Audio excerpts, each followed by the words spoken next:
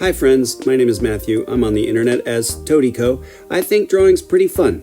Let's draw. Today I'm in Procreate drawing this toad playing guitar. I'm trying out RetroSupply's pack of gouache shader brushes, and in my opinion they lend themselves to a storybook illustration style, so that's what inspired me to choose this subject. As always, I start with very rough pencil sketching and refine it through as many iterations as it takes. I will speed you through that phase here. I just want to show you the false starts and revisions that it took me. In particular, the Toad character got all the way redesigned a couple of times before I got a version that I liked. When I was ready to start the final line art, I chose RetroSupply's felt tip brush pen from the standard pens pack. It's responsive to pressure, so you can get line weight variation and tapering, and it has a really nice, subtle, organic texture that seems appropriate for what I'm trying to make here. I'm inking each element of the scene on its own layer and in a different color.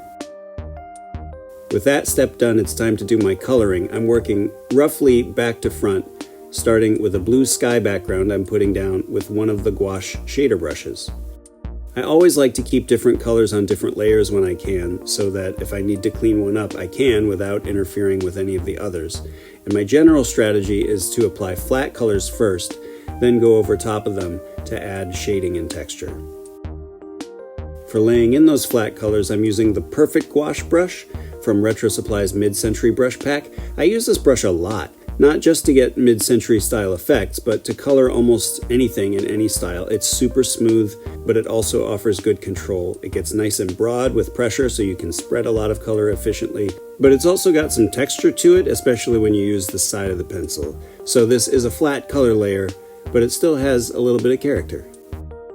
The most fun part of this piece is applying texture and shading with these gouache shader brushes. You can see they have different properties. Some of them will vary the opacity with pressure, some of them vary the size with pressure, and the different brushes also have a range of the sort of coarseness of the flecks that they put down.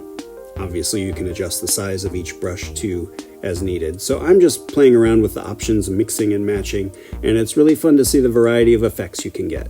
I get best results making liberal use of the selection tool, so I can isolate particular areas I want to be gouaching in or keeping the gouache out of.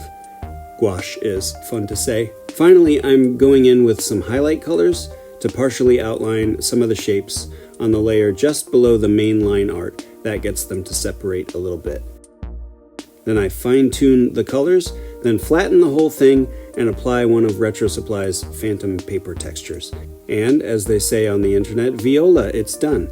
I like it, and I bet I'll like whatever you're drawing today too. Drawing is great. You can enjoy it while you're doing it, and other people can enjoy it when you're done.